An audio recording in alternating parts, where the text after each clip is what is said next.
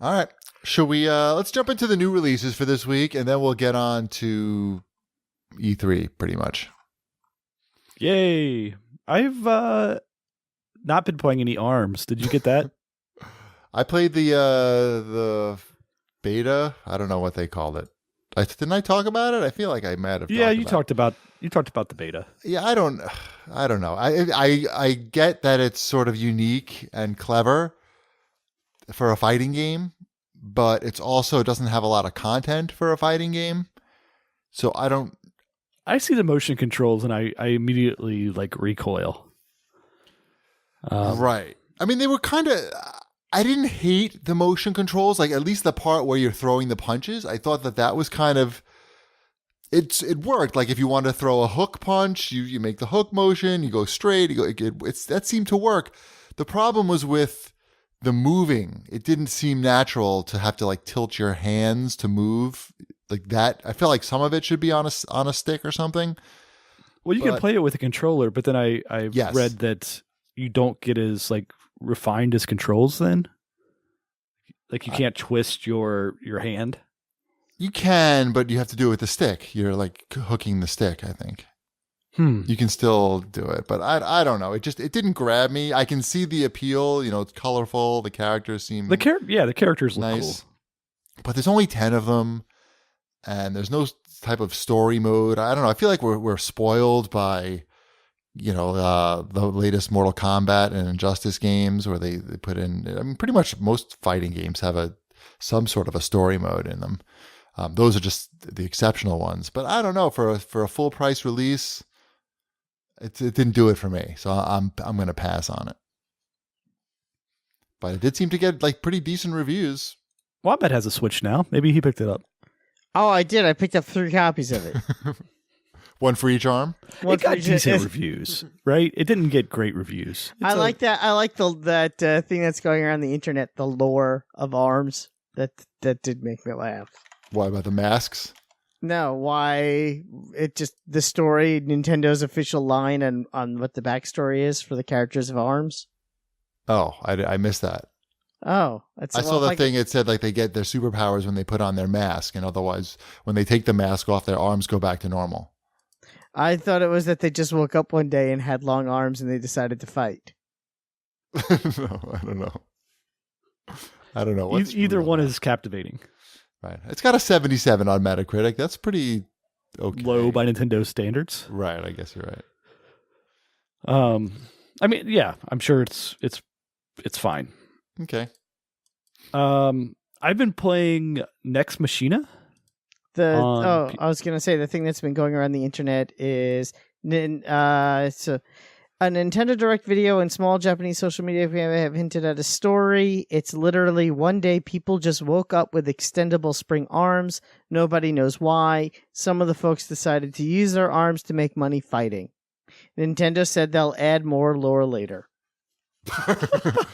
They were like, you know what? Overwatch went too far with their story. There's too much story. They actually made some videos and stuff offline to tell the story. Let's just put together 2 sentences and just call it a day.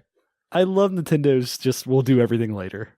Right. Online will be later, virtual console later, back up your saves later. We're keenly aware that we got nothing, but we're not going to do anything anyway. Oh, because why would they? They're just going to make money anyways. Right. People are still going to buy it so they can play Mario. But yeah, I have been playing Next Machina on PlayStation. That is a Housemarque game. Same development studio that is doing that Matterfall game that we played at E3 Chiefy. Oh, okay. So Next Machina is a twin stick shooter. Oh, good reviews. It's really good. It's really good. It has some Robotron stuff in there because there's people scattered around the boards that you go and save. It's not like a single screen type of thing. It's it's top down. You're controlling a dude and you get power ups and stuff.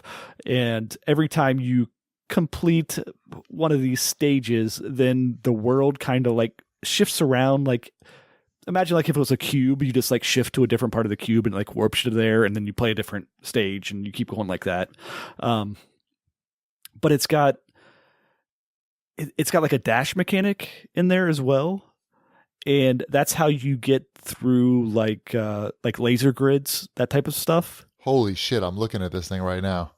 It's got a lot going on. It looks really nice. I was really enjoying it, and then something weird happened with my PS4 controller last night to where it just stopped responding, but then like the console didn't like say it disconnected.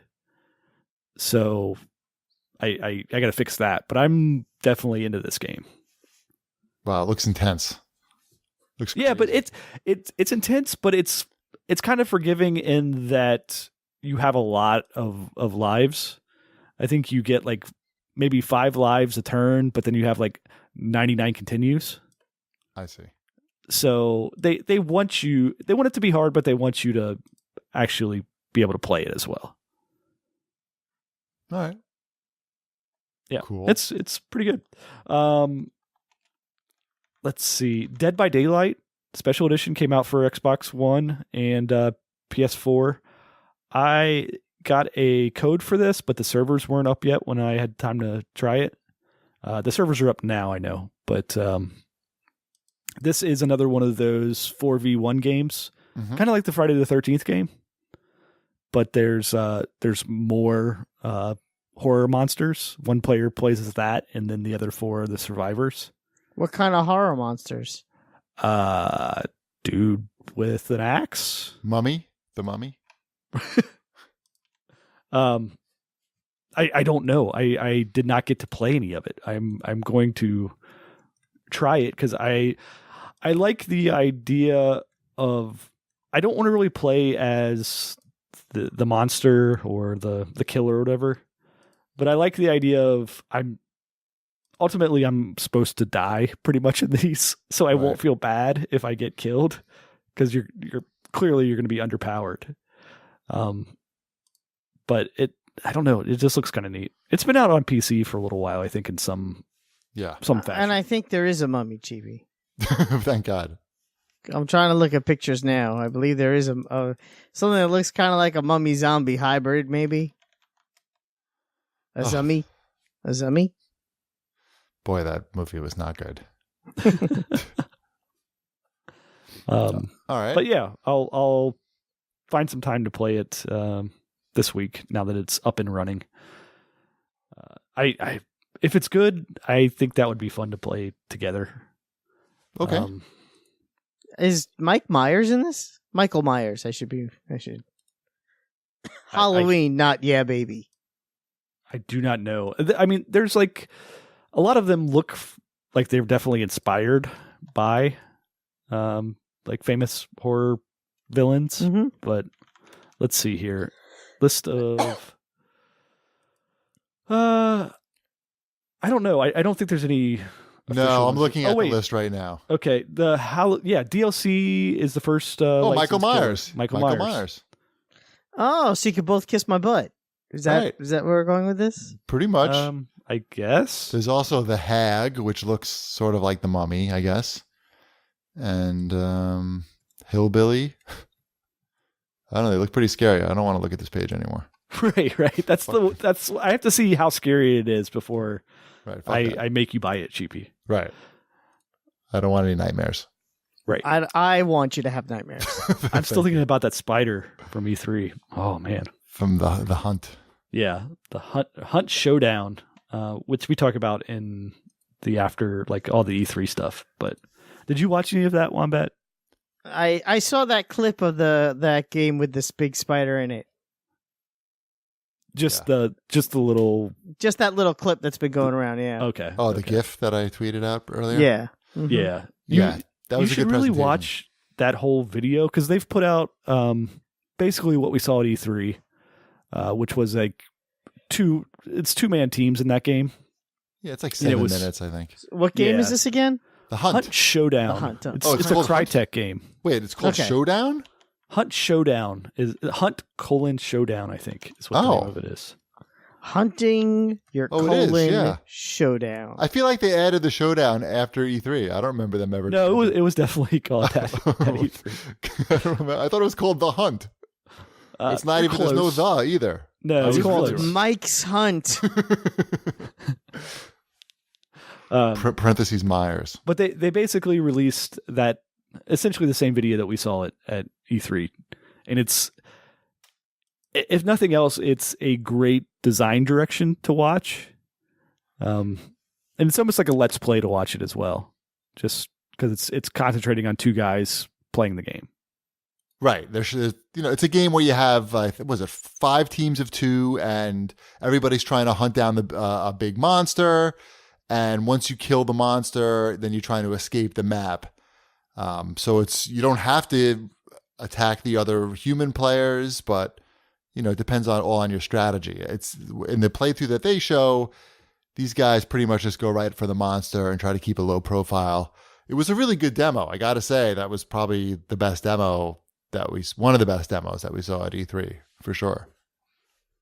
It's only coming to PC first, I believe, and they haven't. I don't think they've announced any console action yet. But I'm interested. No, it's coming first to Windows, but it is coming to okay. PS4 and Xbox One. Oh, okay, cool. I think that's gonna be a pretty popular game to watch on the Twitches and YouTubes. Seems like it has potential. Mm-hmm. Yeah, it definitely has potential. It's just that if right now it only has one map, I think they said. So right, it's going to depend on the monsters too, probably, if they're all as good as the spider. That spider was the best thing of E3. It was pretty gross and creepy. It is like one of those things that I'm going to remember seeing at E3 for years to come. Is that and the Mummy? Right. Let's see what else came out this week. Oh, I've also been playing a game that we saw at E3 for the 3DS, River City Knights of Justice. Mm-hmm. This is the $15 downloadable River City RPG game. So like it's River City, but in a fantasy setting. It's pretty good. For $15, I've been entertained for the day I've been playing it so far. Cool. Yeah, I'm happy with my purchase. Shout out to the lady at Natsume who's a big CAGCast fan and was very excited to have us come to her booth and check out. I feel like that's a lie. No, it's not. It's not at all. She knew exactly who we were. Yep, and she gave us evidence that she actually listened to the show. Right, and she was not the first person like we talked to at Natsume. She was the one that just like randomly saw us that we were there and got excited. Interesting. Yeah. So did it add legitimacy to your appointment when someone actually... It did, because there was another person that was showing us the Harvest Moon games that didn't know who we were, but then after that he was very impressed. Was he? He was like, I guess I should know who you guys are.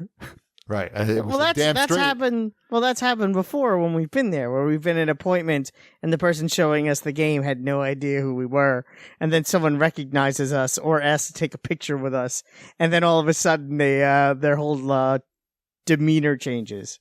I've seen that happen in even the 3 times I've been to E3. So I got a great idea for next E3.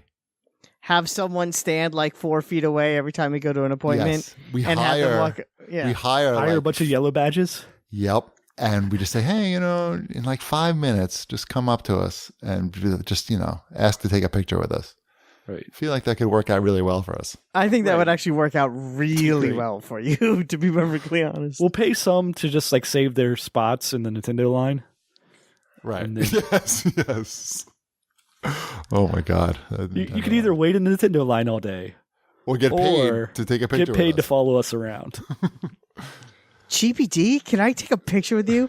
I've been listening to the show for at least 10 years. Yeah, that's actually what this woman had said. Really? Yep. Did she ask where I was? A lot of people asked where you were. That's a lie. Isn't that true, Ship? Isn't that? Come on, that's very true. There was a fair amount of people that asked where Wombat was. Yes, industry people and fans, both of them, I would say, asked for you. Excellent. I like being popular. Yeah, and then they were sad that you didn't make it. Next year. I'm actually really thinking next year is going to be a Wombat E3. Cool. I hope so. Yes.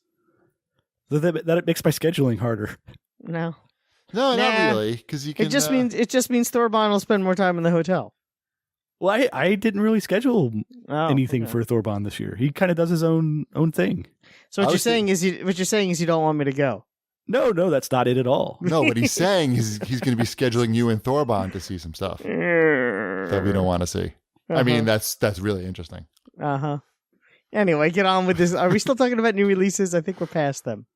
Anything else? There's some things else, but Kindergarten, the game. What's the Laser Cop sounds pretty good. All right, I think that's good for now, right? There's some Final Fantasy shit that I don't even want to. That's online stuff. I saw a bus ad for that today in Manhattan. Stormblood. Mm-hmm. I was impressed, but I still don't care. Okay, not that impressed.